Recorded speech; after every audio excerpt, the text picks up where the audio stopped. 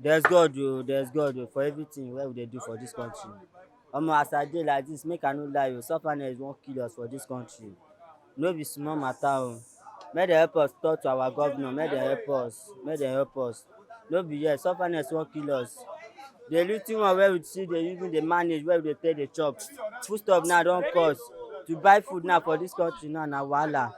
No be small thing, make dem just help us so everything go fit come down. Make dem help us open border.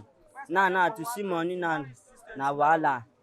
If you go hustle now, nothing everywhere still na hard. Make dem just help us make money dey come, make money come. Make dem help us follow our governor talk make everything cheap o. Abeg na we dey beg country o. Make God bless Nigeria o. Make dem help us make everything still dey movement. Na wetin I dey pray for be dat o. Na my prayer be dat.